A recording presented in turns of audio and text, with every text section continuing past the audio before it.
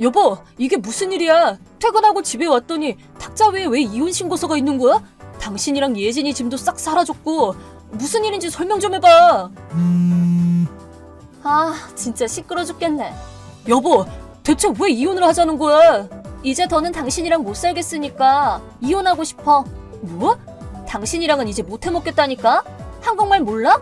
아니, 그런 게 아니라 좀 더 구체적으로 설명을 해줘야지. 내가 뭘 잘못했길래 못 살겠다는 건데? 짐작 가는 것이 하나도 없어? 그건 곧바로 대답 못하는 거 보니까 찔리는 게 있는 모양이지? 그래, 가정 불화가 이혼 사유야. 그럼 솔직히 말하겠는데 문제는 당신이랑 예진이한테 있잖아. 뭐? 난 이 집의 가장으로서 열심히 일해서 내 가정을 지키려고 했을 뿐이야. 그런데 벌써 6년이나 됐군. 당신이 갑자기 날 무시하고 욕하기 시작한 이후로 예진이까지 날 아빠라고 부르지도 않고 역겹다느니 더럽다느니 매도하기 시작했잖아. 사춘기니까 어쩔 수 없잖아. 내 넥타이랑 양복을 자르고 버리는 데다가 악취 제거제까지 뿌리기도 했어. 아빠한테 그런 짓을 하는 딸이 어딨어? 아무리 반항기의 사춘기라고 해도 예진이는 너무 심하다고. 당신은 그걸 못 본 척하는 것도 모자라서 재밌다는 듯이 비웃고만 있잖아. 엄마라면 바로 잡아야 되는 거 아니야? 예진이 중학교 3학년이야. 고등학교 입시 앞두고 예민한 애한테 괜히 스트레스 줄 수는 없잖아. 그런데 당신은 그것도 모르고 아주 애한테 끔찍하게 굴더라? 끔찍하게 굴다니? 예진이랑 내 비위 맞추려고 케이크 사오고 집안일도 거두려고 하고 심지어는 별 이상한 가족회의를 하자고 하질 않나. 솔직히 짜증나거든? 짜증난다니. 나야말로 왜 당신이랑 예진이가 나를 무시하는지 설명해주지 않으니까 답답해 미칠 지경이라고. 뭘 어떻게 해도 나를 욕하기만 하니까 내가 잘못한 게 있으면 고치고 싶어서 얘기 좀 나누려고 가족회의를 제안한 거야. 그게 짜증난다고. 난 그렇다 치고 자꾸 그렇게 뭣도 모르고 예진이 기분만 상하게 할 거면 차라리 그냥 내버려 두는 게 나았어. 뭐? 어쨌든 당신이랑 이혼할 거야. 지금은 어디야? 당신 의지할 친척도 없다며. 수작 부리지 마. 그렇게 주소 알아내려고 해도 소용없어. 아니, 난 정말 걱정돼서. 그럼 우린 끝이야. 연락하지 마. 아저씨, 살아있어? 예진아, 너 지금 엄마랑 같이 있어? 같이 있든 말든 뭔 상관인데. 아빠가 걱정되잖아. 엄마는 아르바이트도 관뒀다고 하고 옛날 친구나 친척들이랑은 사이가 소원해져서 의지할 곳 없는 상황인데 둘이서 어떻게 살려고? 왜 그래? 아, 진짜 현우 터져서. 왜 그러는데? 엄마가 절대로 말하지 말라고 해서 말 안 할 건데? 예진아. 앞으로 내 양육비는 착실히 입금해. 고등학교 사립으로 갈 거라서 돈 많이 드니까 용돈까지 매달 100만 원은 필요할 듯? 내 은행 계좌 알지? 그런 얘기는 엄마랑 같이 해봐야지. 그럼 아저씨, 함께해서 더러웠고 다시는 만나지 말자. 예진아! 성준아, 엄마가 할 얘기가 있는데. 뭐? 엄마가 웬일이야? 얘기가 길어서 시간이 좀 걸릴 것 같은데 괜찮니? 지금 지하철이라서 메시지는 할 수 있어. 무슨 일이야? 저기, 실은 예진이가 우리 집에 왔어. 뭐? 예진이가? 오늘 아침 일찍부터 캐리어 끌고 갑자기 나타나서는 엄마가 짜증나서 같이 못 살겠으니까 여기서 살겠다고 그러는 거 있지? 뭐? 그랬어? 예진이랑 만나는 거 엄마는 7년 만이지? 그때부터 본가는 나 혼자 갔으니까. 그러게, 머리를 금발로 염색해서 처음에는 누군지 못 알아봤다니까. 금발? 집을 나가고 나서 탈색한 건가? 예진이가 또 무슨 말 했어? 화를 불같이 내면서 종잡을 수 없는 말을 막 늘어나서 잘 이해는 안 가는데 지 엄마랑 싸운 건 확실한 것 같아. 그렇구나. 성준아, 너 희진이랑 이혼했다고 하지 않았니?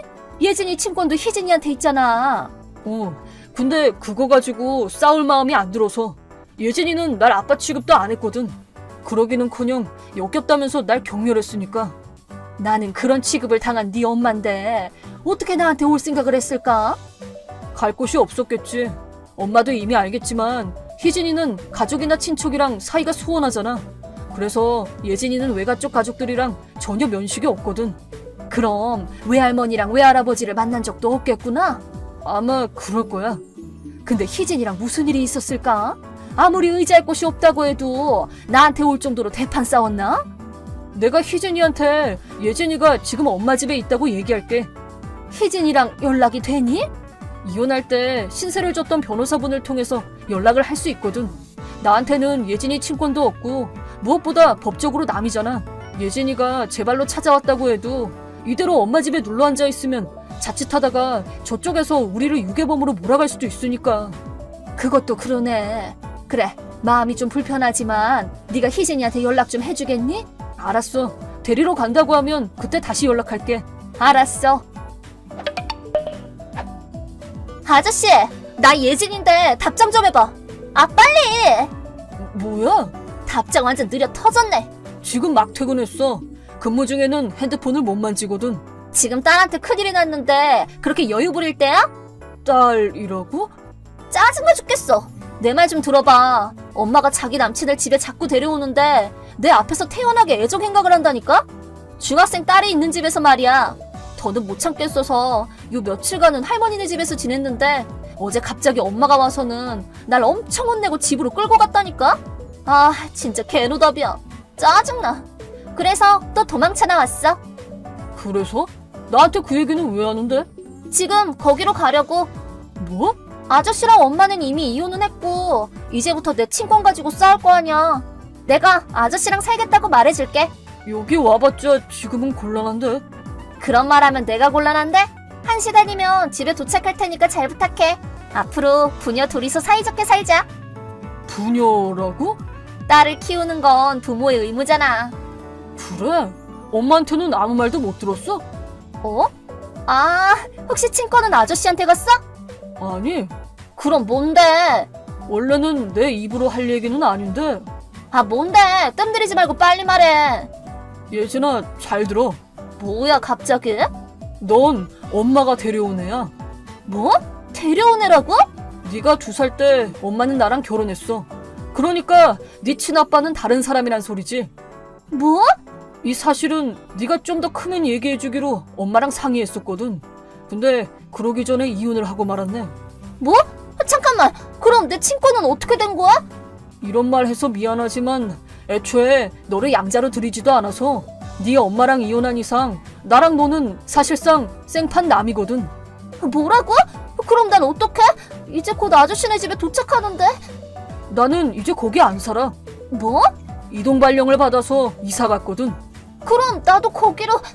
남성용 기숙사에 들어간 거라서 같이 살기는 힘들지. 그럼 나랑 같이 살 수 있는 집으로 이사 가면 되잖아. 어찌저찌 해도 14년은 같이 살았으니까 사실상 딸이나 다름없잖아. 네가 전에 남기고 갔던 편지 기억 안 나?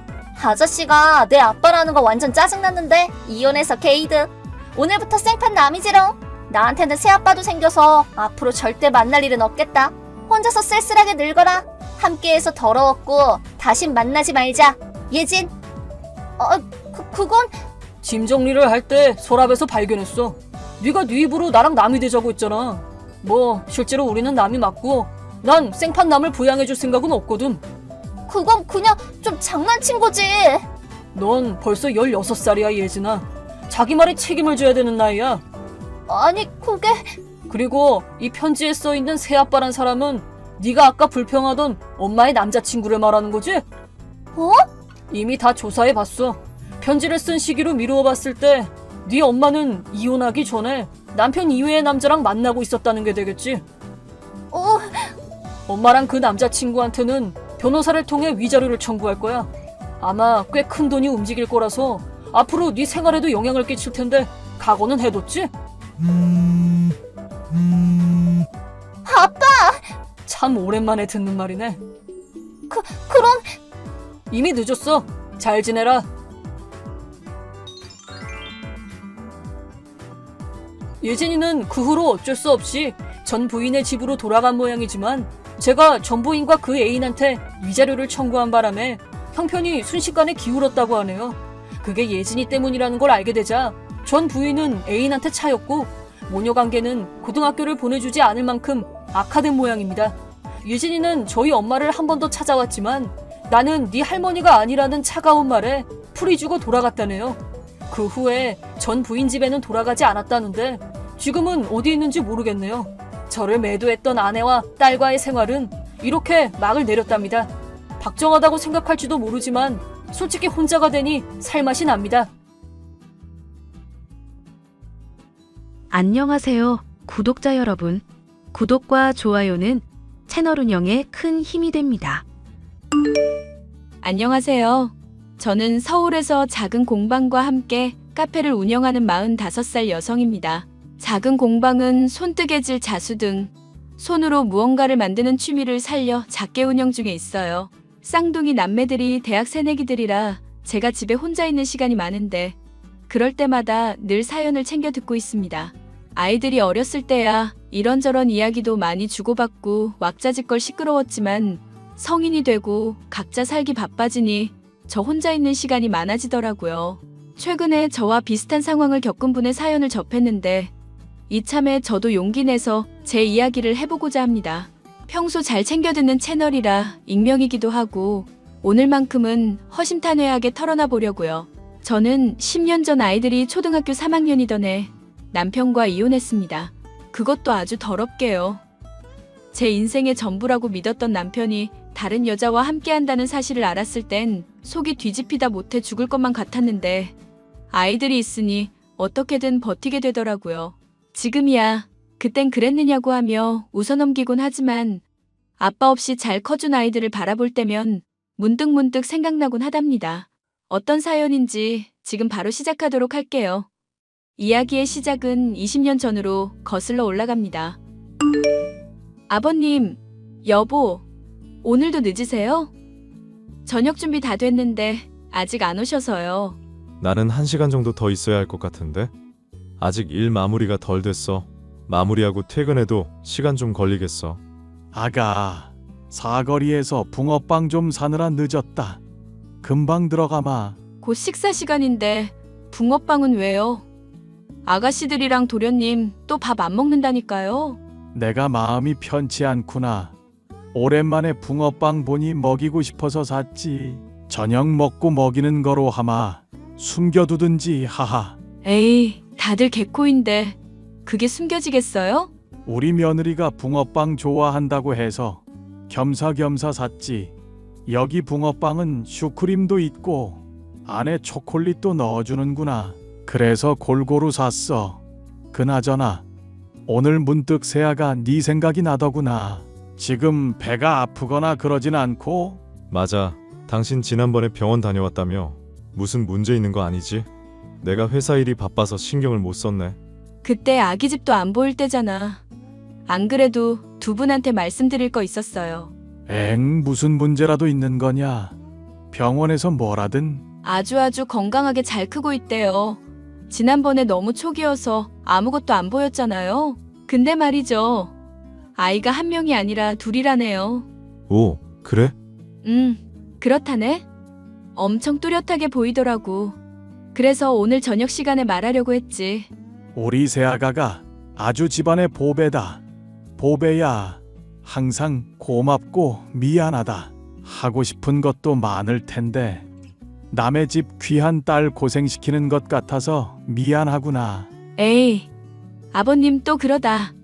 저 괜찮으니까 그런 말씀 마세요. 가족이 있다는 걸로도 전 충분해요.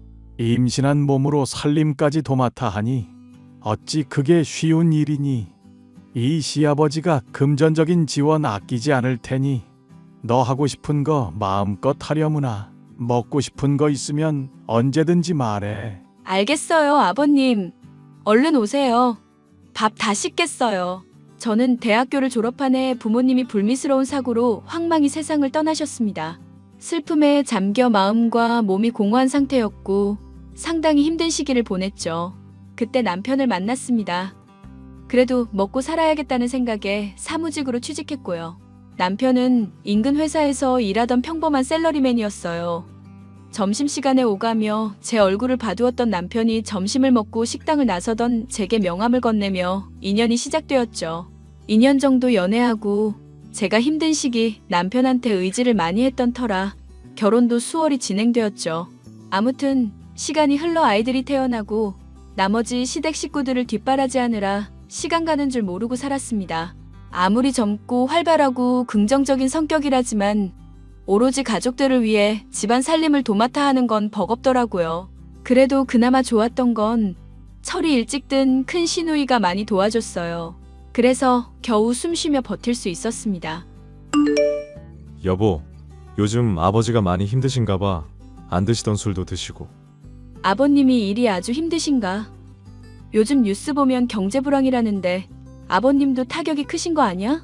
아무래도 무역회사다 보니 적자는 영향이 있으실 거야. 시국이 시국인지라 뭐가 잘 안 되시나 봐. 요즘 같은 시국에 일을 할 수 있다는 것 자체가 감사한 거래. 임금체불이니 뭐니 버티는 사람이 이기는 거라고 하더라고. 아무튼 모두 다 좀 편해야 할 텐데. 그러게 말야. 아버지가 말을 안 해서 그렇지. 내가 보기엔 수출길도 막히고 직원들 임금체불도 벌써 2달째라더라고. 뭐? 그럼 큰일 아니야? 아무리 오래 일해서 서로 사정 봐준다고 해도 각자 생활이 있는 건데. 아버님 정말 큰일 나실 것 같은데. 그러게 말야. 사업하시면서 대출도 여러 개 받으신 상황이라 더 이상 은행에서 추가 대출하기도 어려우신데. 이럴 때 장남인 내가 도와드려야 하는데 뭔가 딱히 해드릴 방법이 생각 안 나. 모아둔 돈도 생활비에 보태고 내가 당신한테 면목이 없어. 우리 걱정은 하지 마. 그래도 다 알아서 먹고 살 수 있으니까. 그래서 말인데 큰 도움은 안 되겠지만 내가 아버님을 좀 도와드려도 될까? 당신이? 일도 안 하는데 무슨 수로 도와드린다는 거야? 우리 부모님이 돌아가시면서 남겨주신 재산이 조금 있거든. 보험금이랑 예금 정리한 돈이긴 한데 큰 돈은 아니지만 당장 직원들 월급 정도는 해결할 수 있을 거야. 뭐? 장인, 장모님 사망보험금을 어떻게 그렇게 사사로운 일에 써? 안 돼, 그건. 사사롭다니. 집안이 흔들릴 수 있는 문제인데. 그리고 살면서 아버님이 어련히 알아서 잘해주시겠어? 일단 급한 불은 꺼야 할 거 아냐. 아버님 저렇게 매일 힘들어 하시는 거 더는 못 보겠어. 정말 괜찮겠어? 가족 일에 가족이 나서야지. 내가 도움이 될 수 있다면 도움 드리는 게 맞아. 정말 고마워. 아버지도 걱정 좀 더실 거야. 아버님, 드릴 말씀 있어요. 지금 통화되세요? 그럼 이제 막 점심 먹고 외부 업무 보고 오는 길이다. 무슨 일 있는 게야? 아버지, 이 사람이 큰 결심을 했어요. 그러니 거절하지 마시라고요. 무슨 일인데 그러냐? 다름이 아니라 아버님 요즘 회사 힘드시다고 들었어요. 이 사람한테 듣기로는 직원분들 월급도 밀리셨다면서요. 너는 쓸데없는 소리를 해가지고는 아니다. 새아가, 네가 신경 쓸 일이 아니야. 회사 사정도 중요한 거잖아요. 매달 생활비는 생활비대로. 지금 다 마이너스인데 왜 이런 걸 말씀 안 하셨어요? 말해서 뭐하니? 걱정만 끼치는 것을. 그리고 내가 어떻게 너한테 이런 걸 말해. 집안 살림 도맡아 하는데 이런 거에 신경 쓰이게 하면 안 되지. 저도 가족이잖아요. 제가 가진 돈이 조금 있어요. 우선 이걸로 급한 불부터 끄세요. 맞아요, 아버지. 이 사람 말대로 하세요. 그래야 아버지 회사도 살고 우리 가족도 살죠. 무슨 소리를 하는 거냐? 사돈 어른들 목숨값으로 내 회사 살리자는 거야. 세상에 그런 말도 안 되는 일이 어딨다니. 내가 나중에 죽어서 사돈 어른들 얼굴을 어떻게 뵈라고.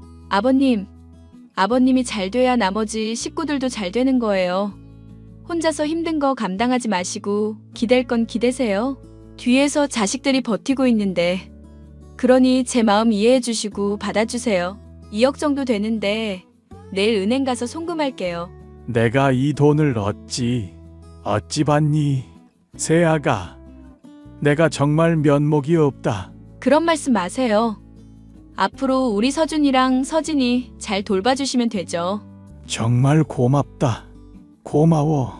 그렇게 제가 가진 돈으로 시아버지에게 도움을 드리게 되었습니다. 하지만 잘 풀리길 바랐던 저희의 바람과는 달리 IMF 사태가 터지고 말았고 회사 사정은 급격히 안 좋아지기 시작했죠. 결국 직원들 임금체불에 설상가상으로 대출금 상환을 하지 못하게 되자 모든 재산이 경매에 넘어가게 되었죠. 그나마 제 수중에 있던 돈으로 어렵사리 달동네 새방으로 이사를 하게 되었습니다. 아이들이 5살이 된 무렵이었어요. 저는 이대로는 안 되겠다 싶었고 아이들을 어린이집에 맡기고 공장에서 3교대 근무로 일을 하기 시작했습니다. 생각보다 많지 않은 금액이었지만 부지런히 벌면 생활비는 감당할 수 있을 것 같았죠. 다행히 시동생들은 좋지 않은 상황에 정신을 차렸는지 집안일을 조금씩 도와주며 현실을 직시하기 시작했고요. 가족들이 돌아가며 아이들을 돌보았고 온 식구들이 일에 매달려 조금씩 돈을 벌어 빚을 갚아나갔습니다. 여보, 인사해. 나랑 같이 공장에서 일하는 민정 씨야. 안녕하세요. 구민정이라고 합니다. 민숙 언니랑은 공장에서 같은 팀으로 일하고 있어요. 지난번에 김치 가져다 드리면서 인사했어야 했는데 바빠서 먼저 와버렸네요. 언니한테 형부 이야기 많이 들었어요. 만나서 반갑습니다. 우리 아내랑 각별한 사이라고 들었어요. 아내가 친해졌다던 직원이 바로 민정 씨였군요. 민숙, 민정, 이름도 비슷하지? 성격이 어찌나 좋은지 내가 다 끌리더라니까. 하하, 가끔 아이들 선물 챙겨준다는 직원도 민정 씨야. 아이고 그러세요. 매번 고마워서 어쩌나. 그뿐이야? 지난번에 나 급하게 병원 가야 하는데 차도 없는데 그 야밤에 차 끌고 온 사람도 민정이야. 당신 출장 가 있는 사이에. 아이고 생명의 은인이네. 제가 미리 감 인사라도 드렸어야 했는데 보다시피 식구가 많아서 정신이 없네요. 아니에요. 그럴 수도 있죠. 그나저나 형부는 인상이 되게 좋으시다. 언니랑 어떻게 연애하고 결혼까지 하신 거예요? 다 똑같죠 뭐. 첫눈에 반해서 제가 따라다녔고 결혼까지 하게 된 거죠. 워낙 착하고 마음씨가 고운 사람이라서요. 민정이 행동이나 말하는 게 참 착하지? 우리 민정이랑 결혼하는 남자는 정말 행운아야. 그나저나 민정아, 주변에 너 좋다는 남자 없어? 없으니까 혼자지 언니. 좋은 사람 있으면 연결 좀 해줘봐. 제가 다니는 직장에도 한번 알아볼게요. 그나저나 이렇게 만난 것도 인연인데 식사하고 가세요. 그리고 다음에는 밖에서 고기라도 사드리겠습니다. 우리 와이프 생명의 은인이신데. 어머, 그래 주시면 저야 감사하죠. 두루두루 사이좋게 잘 지내면 너무 좋겠다. 민정아, 우리 집 자주 놀러와. 어수선해도 되게 정감 가거든. 저는 공장에서 알게 된 여직원과 언니, 동생 하는 사이로 지내게 됐는데요. 몇 번 대화하다 보니 저와 비슷한 사정을 가졌고 생긴 것도 비슷하다는 이유로 진짜 자매 아니냐는 소리를 들었거든요. 게다가 이름도 비슷해서 그런지 왠지 모르게 정이 갔습니다. 그렇게 둘도 없는 단짝이 되었죠. 그런데 말입니다. 그 무렵 남편과의 사이가 소원해지기 시작했어요. 처음엔 몇 년 동안 정신없이 일하다 보니 부부관계가 뜸해져서 그런가 싶었습니다. 또 시아버지도 사업을 다시 시작하셨는데 다행히 잘 되는 편이었고 집안 사정도 조금씩 좋아지기 시작했죠. 달동네를 벗어나 좋은 집으로 이사도 가고 보험도 다시 들고 예전의 삶으로 돌아가고 있었습니다. 서준 어미야, 오늘 생일이지. 많지는 않지만 용돈 좀 넣었다. 뭘 사줄까 고민하다가 돈이 제일인 것 같아서. 아버님, 챙겨주셔서 감사해요.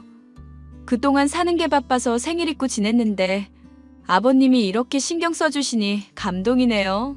너한테 진 빚도 있는데 부지런히 일해서 더 호강시켜 줘야지. 계좌로 1,000만 원 정도 넣었으니까 사고 싶은 거 하고 친한 사람들이랑 모여서 맛있는 밥이라도 먹거라. 당신 생일이었어? 아빠 무슨 1,000만 원이나 줘요? 예끼 이 녀석아, 너는 네 마누라 생일도 까먹냐? 그러다 마누라 있는 것도 까먹겠어. 에이 일이 바쁘면 그럴 수도 있죠. 그리고 원래 이 사람 그런 기념일 같은 거 안 챙겨요. 그래도 그렇지. 아무리 기념일인지 뭔지 안 챙겨도 귀 빠진 날은 챙겨줘야지. 너는 남편씩이나 된 놈이. 아버님 그만하세요. 생일이 뭐 대수인가요? 가족들이 행복하게 잘 먹고 잘 살면 그게 최고의 선물이죠. 그래도 사람 마음이라는 게 그렇잖니. 축하받으면 기분 좋은 일인데 요즘 이 녀석이 뭐하고 싸돌아다니는지는 모르겠지만 서준 어미 내가 마음을 좀 풀 거라. 풀고 말고 할 게 뭐가 있어요. 이 사람도 사회생활 하느라 바쁜데요. 저는 아버님이랑 우리 가족들이랑 함께하는 것 자체가 큰 행복입니다. 당신도 그새 농담 따먹기도 할 줄 아네? 내가 평소에 잘 안 챙겨서 그렇지. 그래도 오늘 당신 생일이라고 선물 엄청 샀거든? 택배 지금쯤 도착했을 건데 한번 살펴보지 그래? 뭔데 그래? 너 이거 뭐야? 뭐긴 뭐야, 선물이지. 당신이 집안일 하는 거 좋아하잖아.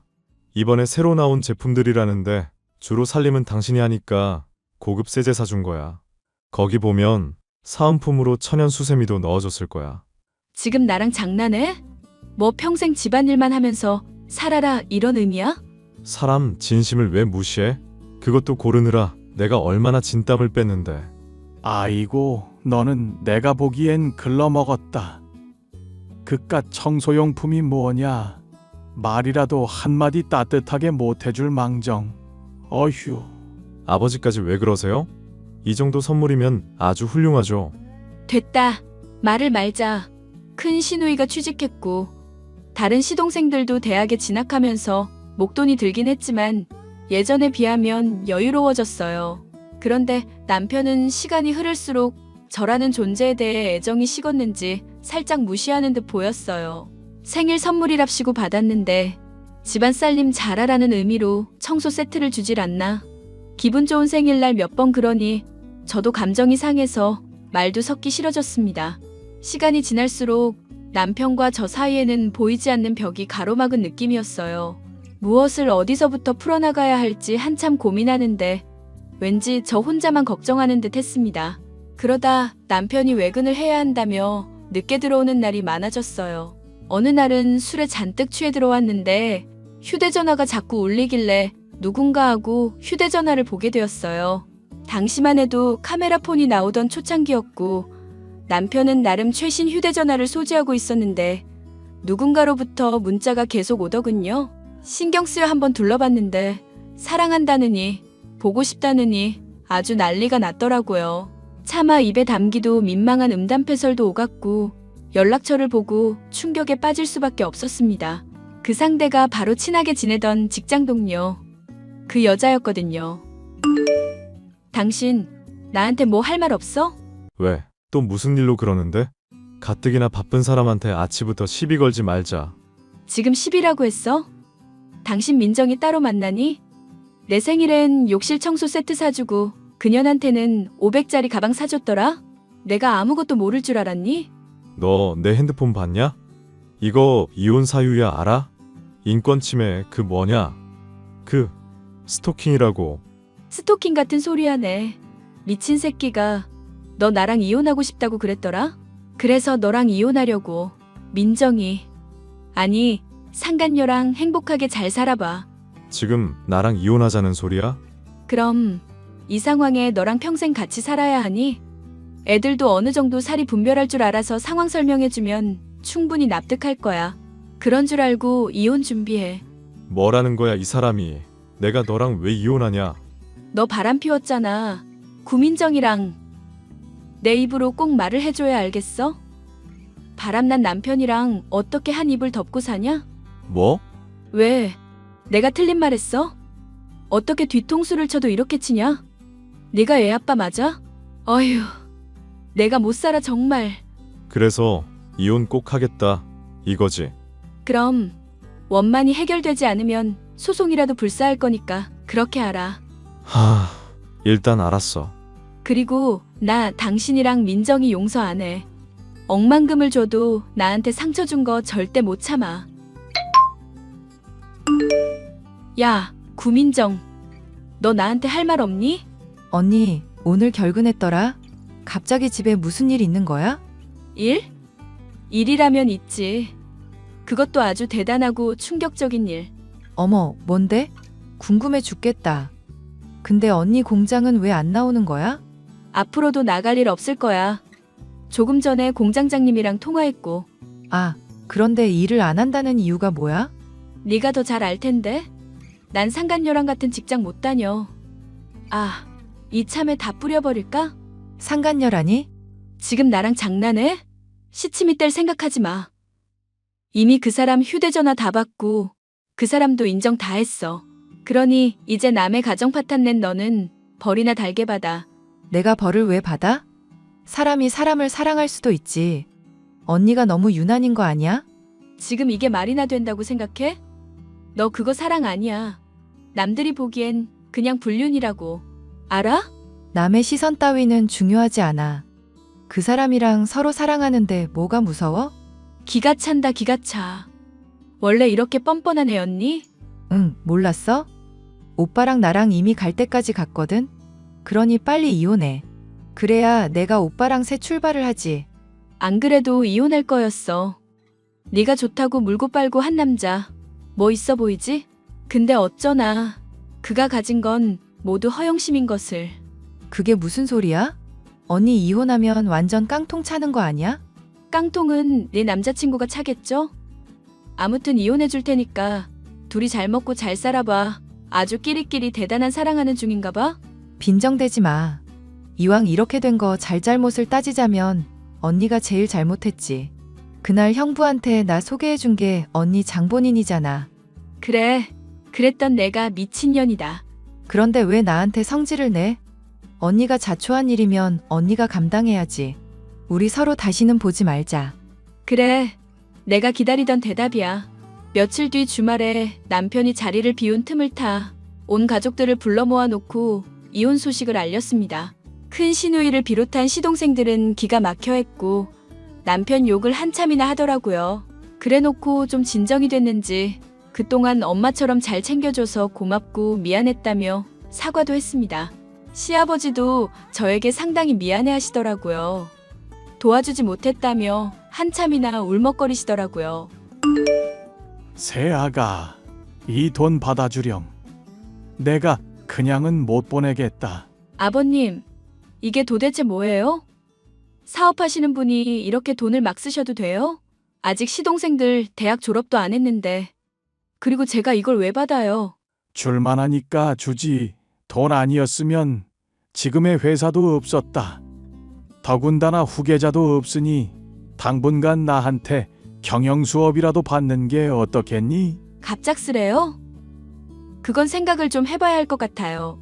그렇지. 어떻게 할지 정하지를 않았으니 어찌 되었든 간에 이 돈을 내가 받아줬으면 좋겠다. 1, 10, 100, 1000만, 10만.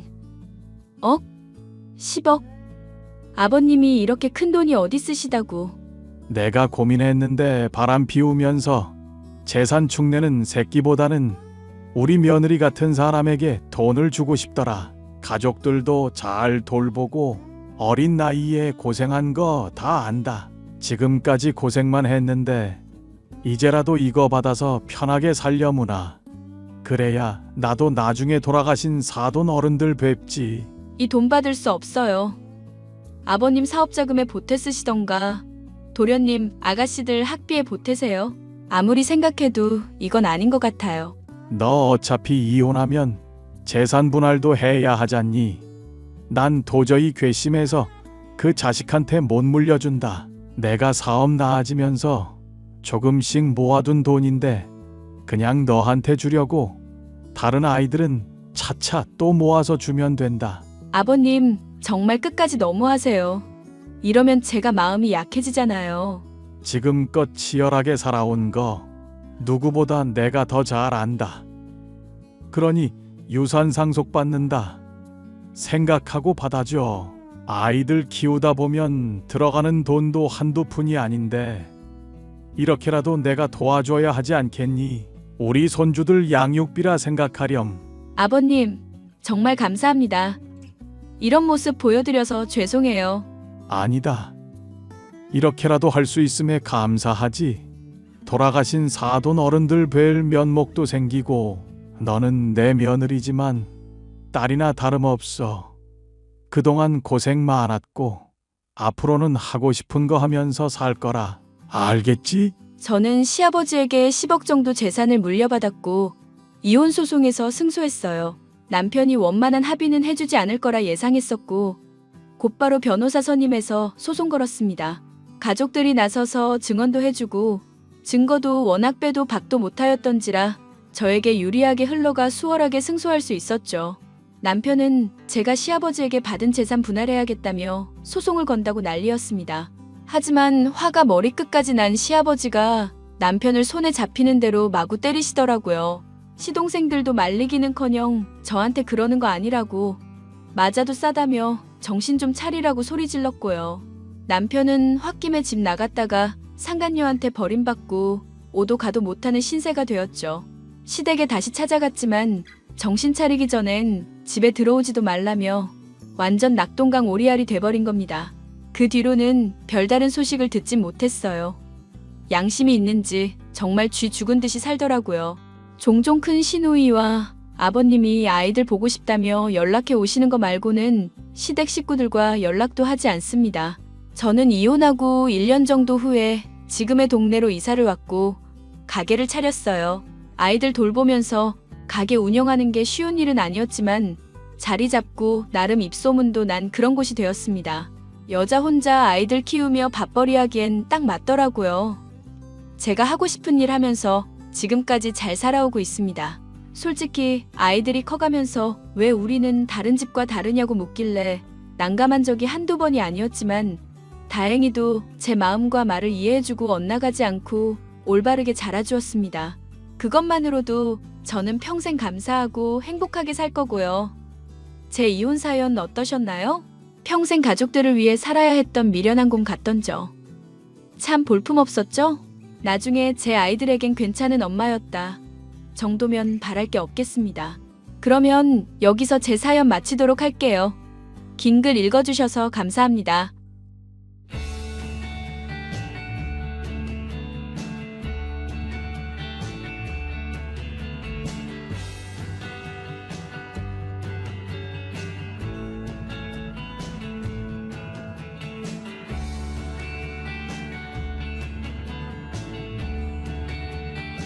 안녕하세요, 구독자 여러분.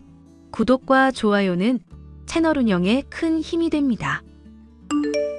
안녕하세요. 올해 부록의 나이가 되었고 초등학교 2학년이 된 아들을 키우고 있는 독신 엄마입니다.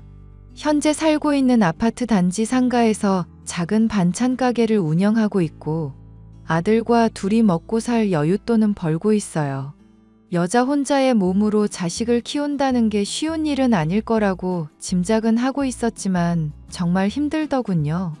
제가 이렇게 사연을 쓰게 된 이유는 평소 친하게 지내던 동네 어르신이 손녀의 이혼 이야기를 해주셨기 때문이에요.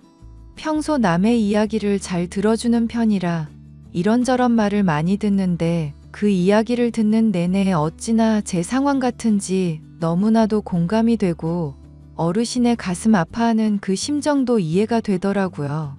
그래서 저도 용기 내서 여러분께 제 이야기를 해볼까 합니다. 남편은 자기 식구, 그니까 시댁 식구들만 가족으로 인정하는 사람이었어요. 물론 친정 식구들은 안중에도 없었고 친정 식구들과 대놓고 차별을 두기도 하고 여러모로 제 속을 많이 썩였습니다. 지금 생각해보면 결혼 생활을 어떻게 유지했나 싶더라고요. 그런 남편과 이혼하고 나니 그동안 참고 살았던 세월이 참 야속하기도 하고 한편으로는 더 열심히 살아야겠다 다짐도 하게 되었습니다. 무슨 사연인지 궁금해하실 것 같으니 지금 바로 사연 시작할게요. 세아가 내가 꿈을 꾸었는데 아무래도 좀 이상해서 말이지. 너 혹시 아이 가진 거 아니니? 네? 아이요? 아직 딱히 그런 건 없는데요. 꿈이 어떠셨길래 그러세요? 아니, 이게 보통 꿈이 아니라는구나. 검색해보면 다 태몽이라 그러고 아들 꿈이라는 말이 대부분이야. 그래서 그런데 너 병원 한번 가보지 않으련? 에이, 어머니. 갑자기 무슨 병원이에요?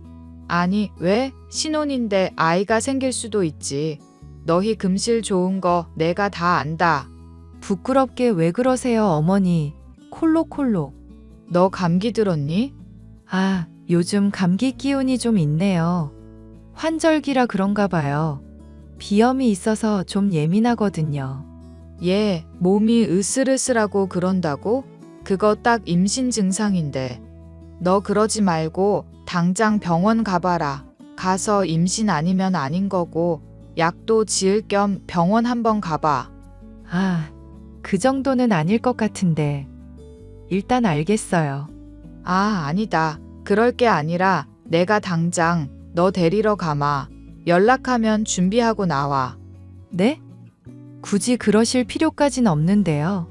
아니긴 뭐가 아니야. 그리고 솔직히 결혼한 지 제법 지났는데 이제 슬슬 아이 소식 들려올 때도 됐지 뭐. 아니면 저녁이나 한 끼 하고 오는 거고 깊이 생각하지 말고 가벼운 마음으로 가자. 어머니 조금 부담스러운데요. 얘는 부담스러울 것도 많다. 너 아이 가지면 더 할 텐데. 그리고 나는 손주 빨리 보고 싶단 말이다. 아, 알겠습니다. 준비하고 있을게요. 그래, 이따 보자. 저는 딱 30이 되던 해 결혼했습니다. 대학을 졸업하고 중견기업에 취직했다가 상사였던 남편을 만났죠. 1년 정도 짧고 굵게 연애하고 둘 다 나이도 나이인지라 자연스럽게 결혼 이야기가 오고 갔어요. 서로 사랑하는 마음이 있었기에 결혼이라는 행사도 빨리 해치우고 싶었어요. 상견례 자리에서 시어머니가 대뜸 친정엄마에게 손주 낳으면 사돈이 키우세요라고 말했습니다. 그 말 한마디로 친정 식구들이 시댁에 대한 부정적인 인상을 갖게 되었죠. 그리고 그게 불화의 씨앗이 될 줄은 몰랐습니다. 그땐 그저 남편과 결혼하겠다는 생각뿐이었고 당장 아이를 가지는 상황도 아니어서 별로 대수롭지 않게 생각했거든요. 지금 생각해보면 결혼 후에도 딱히 시댁 어른들은 저에 대한 애정이나 존중이 없었던 것 같아요. 며느리 도리는 강조하면서 아이에 대한 압박을 한 건 아니지만 저보다는 태어날 손주에게 관심을 더 두셨거든요. 아무튼 시어머니의 말대로 저는 갑작스레 임신 사실을 알았습니다. 이미 8주 차였고 제가 조금 둔해서 임신 사실을 몰랐습니다. 원래 생리도 불규칙한 편이었어서 당연히 임신일 줄은 꿈에도 몰랐고요. 그렇게 갑작스러운 임신 소식에 친정, 시댁 할 것 없이 온 식구들이 기뻐해 주었습니다. 저는 좀 얼떨떨했지만요. 아가, 진석이는 잘 있니? 지난번에 보니까 분유를 좀 개원해던데 분유는 유기농으로 먹이고 있니? 추천해 주셨던 분유가 안 맞아서 다른 거로 바꿨고 지금은 잘 먹고 잘 지내고 있어요. 그때 살짝 장염기가 있어서 토한 거고 지금은 아무런 문제가 없네요. 그나저나 요즘 독감이다 뭐다 유행이라서 진석이 보러 가지도 못하고. 지금 사돈이 와 계시지? 네, 산후 도우미 이모님 이용 기간 끝나고 친정엄마가 와서 도와주고 계세요. 그래, 너도 그렇고 아이도 문제지만 남편 내조를 잘해야 한다. 너무 아이만 챙기다 보면 소홀해지기 마련이야. 몸 힘든 건 알겠지만 서로 잘 신경 써주렴. 에이, 엄마 밤낮 없이 육아하는 사람한테 너무 과하다. 나는 내가 알아서 잘 챙겨 먹으니까 걱정하지 마요. 장모님도 계시니 차라리 좀 수월해. 그러니 사돈이 널 좀 챙겨주긴 하나 보다. 아무튼 우리 금쪽 같은 진석이가 아무 탈 없이 건강하게만 잘 커줬으면 좋겠네. 나 닮아서 씩씩하고 건강하게 잘 큰 거야. 엄마 아들 잔병치레 하나 없이 잘 커왔잖아. 그러니 걱정하지 마시고 엄마랑 아버지나 잘 지내고 계셔. 네, 어머니 너무 걱정하지 마세요. 저도 아직 육가가 좀 서툴지만 많이 적응하고 나면 좀 괜찮아질 거예요. 네가 그렇다니 뭐 어쩔 수 없지. 아이 사진 좀 보내다오. 친척들이 진석이를 많이 궁금해하는구나. 네, 알겠어요. 이따가 기저귀만 갈고 보내드릴게요. 아이가 효자인지 입덧 한번 하지 않고 무난히 10개월을 보냈고 건강하고 무탈하게 출산했어요. 집안에 아이 울음소리가 번지니 분위기가 새롭더라고요. 밤낮 없는 육아로 지치고 힘이 들지만 아이 생각해서 버텼습니다. 그런데 아이를 낳고 제가 엄마가 되니 모든 감각이 예민해지더라고요. 딱히 산후 우울증도 없었고 잘 먹고 잘 지내며 보통의 평범한 생활을 이어나갔습니다. 친정엄마가 한 달 정도 산후조리를 도와주시고 돌아가셨고 그 덕분에 좀 수월했던 것도 있었죠. 제가 혼자 고생할까봐 온갖 걱정이었던 친정엄마는 매일 저에게 연락해 안부를 묻고 이것저것 살피셨습니다. 그런 엄마를 걱정시킬 순 없어 아무런 문제가 없다며 늘 안심시켜드렸죠. 아이와 함께 정신없이 육아하면서 본격적인 엄마의 삶을 살게 된 저는 크게 마음을 다잡았습니다. 그러던 어느 날 시어머니가 저희 신혼집의 대가족인 자신의 친정 식구들을 데리고 오셨어요. 이모님들이 아들을 보고 싶어 한다는 이유였고, 워낙 대가족인지라 부부 동반만 해도 5자매라 10명 이상이었습니다. 당연히 빈손으로 오셨고, 손님 접대는 제 차지가 되었죠. 갑작스러운 상황에도 남편은 저에게 양해를 구하거나 미안해하는 기색은 하나도 없었고, 되레 그 모습을 당연하게 여겼어요. 아가 지난번에 갑자기 찾아가서 놀랐지? 그래도 평소 네가 살림을 해와서 그런지 금방금방 음식도 만들고 잘했다. 아니에요, 어머니. 갑자기 오신 건 좀 그렇지만 집에 재료가 있어서 망정이지. 그래도 주 메뉴는 있어야 할 것 같아서 갈비찜 시킨 건 좀 그랬죠? 아니다. 그 정도면 됐지. 다음부터는 너희 집에 가는 게 좀 그러니까 너희가 진석이 데리고 오너라. 이제 보니 집도 좀 좁은 것 같기도 하고. 네? 무슨 말씀이세요? 아니, 시댁 어른들이 좀 많니? 많은 사람이 아이 있는 집에 가는 게 좀 그러니까 네가 아범이랑 같이 오라는 말이야. 차라리 그게 낫지 않겠니? 시댁 간다 생각하고 가면 편하지. 시간적인 여유가 되면 가지만 진석이 컨디션도 살펴야 하고, 아무튼 상황 봐서 갈 수 있으면 갈게요. 요즘 날이 추워서 밖에 잘 안 나가거든요. 얘는 너무 싸고만 돌면 면역력 안 좋아져. 가끔은 바깥 공기도 쐬고 해야 하는 거야. 알겠습니다. 미리 말씀만 해주세요. 그 이후로도 남편이나 시어머니는 저에게 양해를 구하기는커녕 반통보식으로 친척 집이나 시댁에 자주 부르셨어요. 차로 2시간 거리에 있는 조부모님을 찾아뵙게도 하고 늘 도리를 강조하셨습니다. 당연히 100일도 안 된 신생아 키우면서 저는 몸도 마음도 지쳐갔고 불만이 쌓여가기 시작했습니다. 시댁 행사를 소소한 부분까지 챙기는 남편은 친정은 전혀 챙기지 않았고요. 지금 생각해보면 제가 참 많이 참고 살았던 것 같아요. 아이가 태어나니 더더욱 그럴 수밖에 없었고요. 남편과 본격적인 갈등을 빚게 된 건 시어머니의 친정 아버지 구순잔치에 100일도 안 된 아이를 불러내면서부터였어요. 시어머니 고향이 전남 고흥이었는데 서울과 정말 끝과 끝이라 차로 5시간 이상은 가야 하는 거리였습니다. 아이가 어리다 보니 오래 차를 태우는 것도 그렇고 아직은 외출을 삼가야 하는 상황이었는데 끝까지 오라고 고집을 피우시더라고요. 솔직히 시어머니 때문에 아이 잔병치레가 생기는 것 같아 무척이나 조심하고 있었는데 그런 상황에 남편이라는 놈은 시어머니 두둔하며 제 생각은 하나도 안 해주길래 저도 결국 폭발하고 말았습니다. 아가, 이번에 고흥에서 구순 잔치하는 거 알지? 그때 너희 부부랑 진석이가 와주었으면 하는구나. 증손주 보고 싶어서 안달인데 그 나이에 갓난아이가 얼마나 귀하니.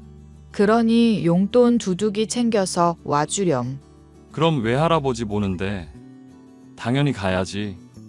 그날 마침 회사도 일찍 끝나는 날이고 잘하면 반차 쓸 수 있으니까 갈게. 정말 네 외할아버지 좋아하시겠네. 잠시만요. 그건 좀 어려울 것 같아요. 당장 내일 모레인데 진석이가 감기 기운도 있고 아직 100일도 안 돼서 차 오래 태우기가 좀 그래요. 안 그래도 장거리인데 2시간마다 상태 체크하고 밥도 먹이고 기저귀도 갈아야 하는데 아기 컨디션 안 좋아져서 좀 걱정이에요. 그래서 지금 못 오겠다는 거니? 죄송하지만 좀 그렇네요. 거리가 멀기도 하고 무엇보다 아이가 아파서요. 내일 병원 진료도 가야 하고요. 외출 웬만해서는 안 하고 있는 거 아시잖아요. 그러게 애엄마가 그런 건 진작에 챙겼어야지. 뭐 하는데 애가 툭하면 감기나 걸리고. 맞아. 당신이 주 양육자인데 진석이 너무 자주 아픈 거 아니야? 뭐라고? 내가 아프길 바라기라도 했다는 거야? 너 무슨 말을 그렇게 하니? 아범이 그런 뜻으로 말한 게 아닌데. 아무튼 못 오겠다는 거니? 네, 못 가요. 지난번에도 진석이 감기 기운 있었는데 이모님들 만나야 한다고 진석이 데리고 나오라 하셨잖아요. 못 간다고 했는데 집 근처라고 오라고 하셔서 데리고 나간 날. 그 이후로 지금 감기 걸린 거예요. 어머, 그래서 지금 그게 내 탓이라고? 너 말 웃기게 한다? 귀여운 구석이 있구나. 당신 엄마한테 말이 너무 심한 거 아니야? 며느리랑 손주 걱정되어서 하는 말 가지고 너무 날 세우는 거 아니냐고. 내가 장인어른이랑 장모님한테 그렇게 했으면 좋겠어? 도대체 뭘 배워왔길래 시어머니한테 그딴 태도야? 말 다 했어? 뭘 배워왔냐고? 지금 우리 부모님 모욕하는 거야? 나 배울 만큼 배워왔다. 아이가 아프다는데 그 먼 거리를 굳이 가야 해? 병원 가려면 차 타고 한두 시간 나가야 하는 그런 데를 100일도 안 된 아이 데리고 오라는 게 말이나 돼? 그러다 갑자기 상황 안 좋아지면 대처할 수나 있어? 분명 자기는 오랜만에 식구들 만났다고 술 한잔 하겠지. 그러면 오롯이 진석이는 내 몫이고 나 혼자 발만 동동 굴러야 해? 너 지금 싹수 없게 이게 뭐 하는 짓이야? 너 내가 너희 집 가서 다 때려 부숴야 정신을 차릴래? 도대체가 너는 시집을 왔으면 며느리 도리를 다 해야지. 왜 이렇게 이기적으로 구냐? 부숴봐, 부숴보라고. 며느리 도리? 며느리 도리하다가 자식 해칠 일 있어? 당신이야말로 아이 아빠라는 사람이 아이가 우선이 되어야지. 어떻게 된 게 다른 가족들부터 생각하는 거야? 우리는 안중에도 없다, 이거야? 너야말로 지금 뭐 하는 건데? 시발 진짜 보자 하니까. 너 미쳤어? 꼭 큰 소리가 나야 정신을 차리지. 나 앞으로 너희 집에 안 가. 네가 알아서 신경 쓰든 말든 알아서 해. 언제 우리 집 일 신경이나 썼냐? 말은 똑바로 해. 아이고, 이것들이 내 앞에서 쌈박질해? 세상 꼴 잘 돌아간다. 잘 돌아가. 결국 저는 남편과 크게 싸움을 했습니다. 남편은 아이가 있는데도 불구하고 입에 담지도 못할 말을 퍼부어댔어요.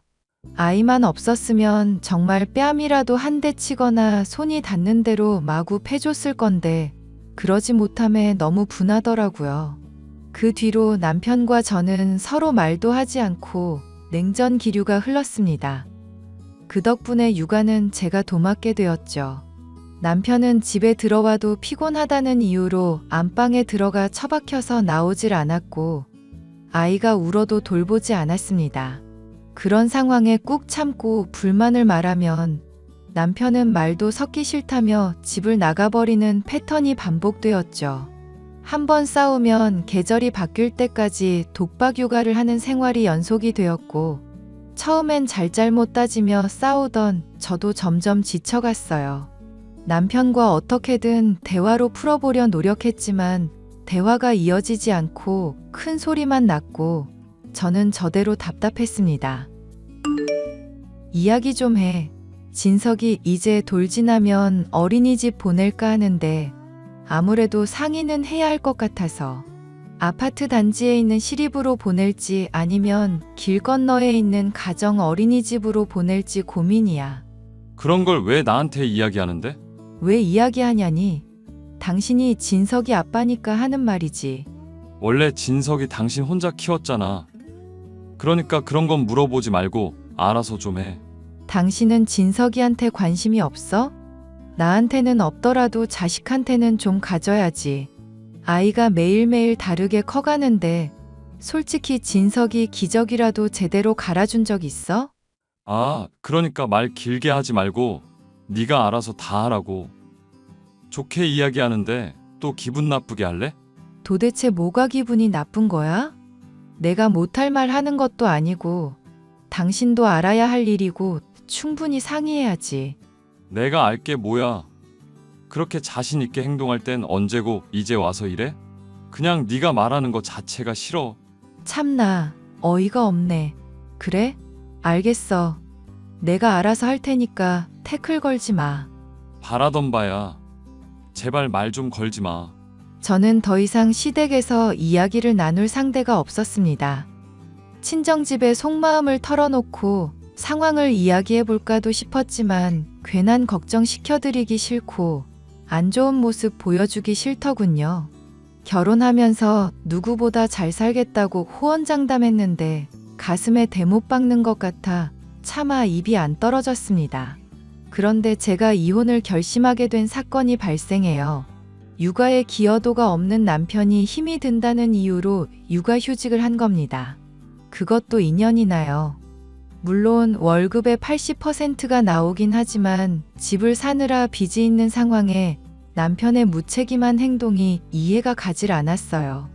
그래도 육아휴직을 했으니 피곤한 건 좀 줄어들었겠지 싶어 솔직히 육아를 도와줄 수 있지 않을까 기대했습니다.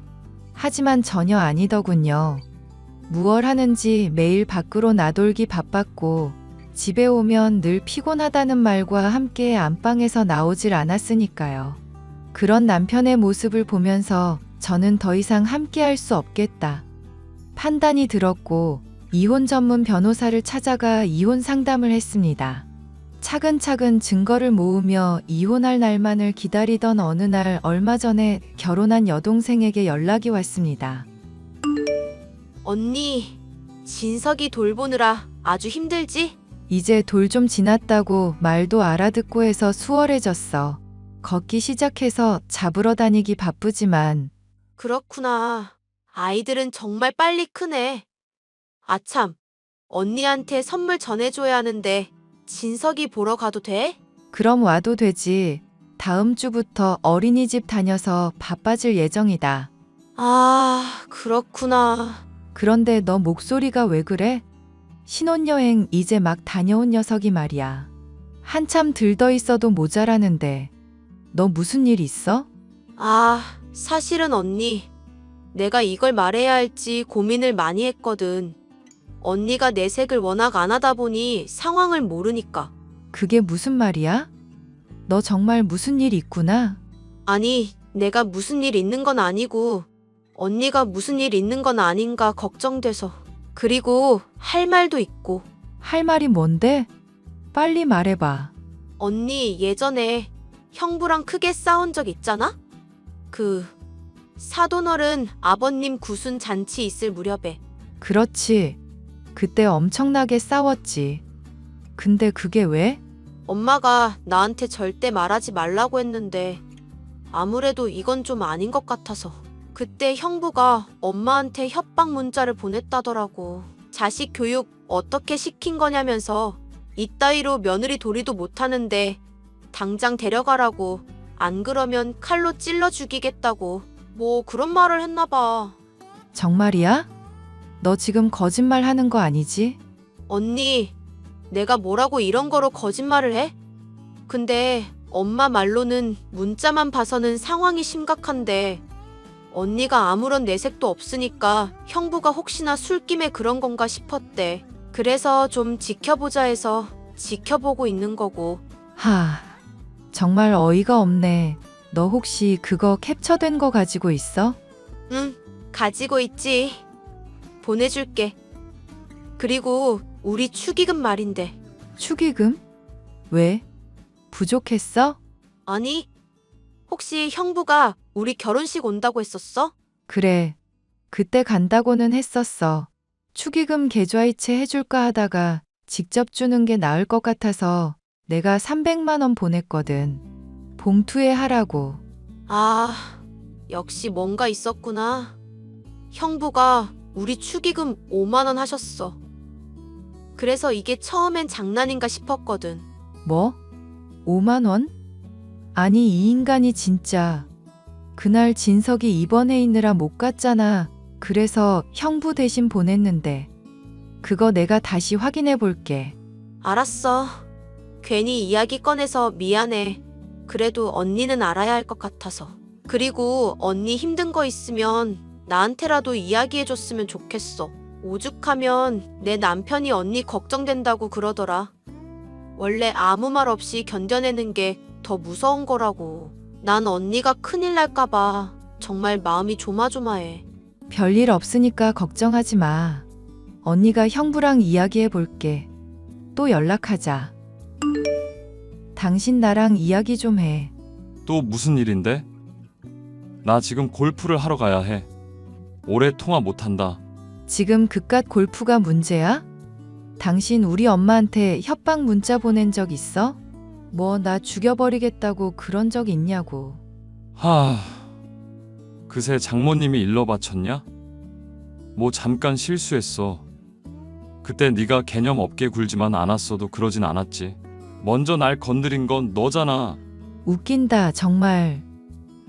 당신 그리고 달림이 결혼식에 축의금 5만 원 했다며. 나머지 돈은 어쨌어? 그 돈 내가 필요해서 좀 썼어. 그리고 처제 결혼식인데 5만 원이면 후한 거 아니야? 원래 결혼하면 출가회인이야. 너 우리 집 식구인데 자꾸 친정 감싸고 돌래? 야, 그거 내가 내 동생 축의금 줄 거라고 모아둔 돈이라고 했잖아. 네 돈 한 푼도 없다고. 지금 나랑 장난하자는 거야? 어쭈 소리도 칠 줄 아시네? 너 지금 나랑 해보자는 거지? 그래, 해보자. 당신 정말 제정신이야? 아이한테 신경을 안 쓰는 거 다 이해해. 근데 이건 좀 아니지 않니? 툭하면 외박에, 친구들 모임에. 넌 갓 돌진한 애 아빠가 그게 할 짓이야? 집안은 나 몰라라 하고 밖으로만 나돌고. 너 혹시 바람 피우니? 내가 바람 피우면 어쩔 건데? 나랑 이혼이라도 할 거야?